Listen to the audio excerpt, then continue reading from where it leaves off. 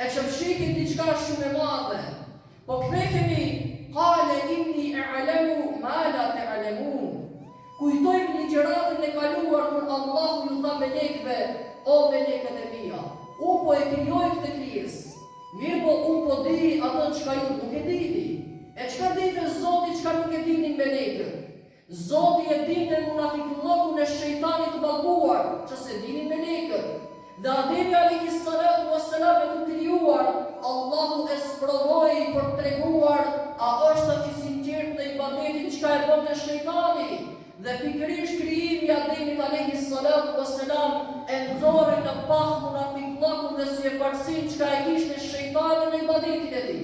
E po i thot Allahu, bini seçte për Ademit nëse i sinqert vërtet, ndaj urdhrit tim, dhe ai nuk i radhë seçte, e Zoti i madhëruar deshin t'i thot atij se ibadetin çka ti e bën me qëllimin që ti të vlerësohesh mbi krijesat. Mirë po ti nuk e bën këtë ibadet që të fitosh kënaqësinë time. Dhe tash pra unë me krijimin e kësaj krijese po e shpalos atë çka ti e ke brendësinë tënde, që nuk e din melekët e mia. Qala inni a'lamu ma la ta'lamun. Unë e di o melekët e mia atë çka ju nuk e dini. Unë e di se shejtani po bën ibadet më tepër se ju. Mirë po ai nuk e bën atë për të fituar kënaqësinë time, ai nuk e bën atë nga dashuria për mua, e bën atë me qëllimin që të marrë grada më të larta se sa ju. Prandaj pra prisni sepse unë po e krijoj këtë Adem, mirë po përveç se e krijoj këtë Adem, po shpalos atje nga ana tjetër diçka tjetër. Po shpalos si e farsinë e shejtanit të mallkuar. E mesazhi nga ky tregim çka është? Ibadetin çka e bëjmë kujdes, sadakan çka e japim kujdes, veprat e mira çka i bëjmë kujdes. Pse? Sepse nëse fshihet brenda nesh si e farsia, ato pra neglizhohen dhe bëhen pluhur. Ato s'kan vlerë te Allahu i madhëruar.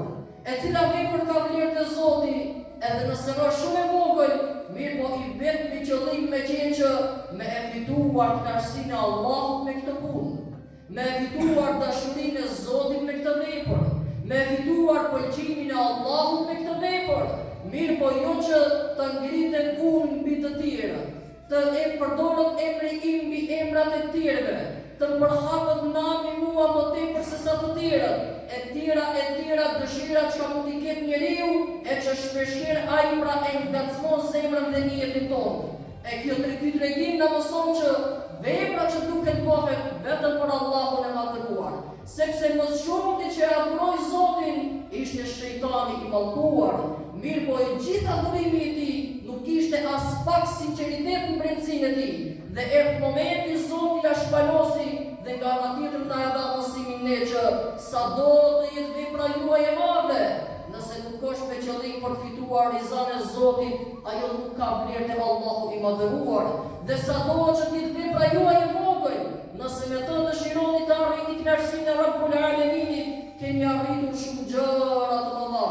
E ky duket me qenë synimi i veprave tona çka i bëjmë. Dhe duket jemi të kujdesshëm për të ruajtur niyetin e pastër në veprat tona të cilat i bëjmë, e ato të jenë vetëm për hir të Allahut të madhëruar.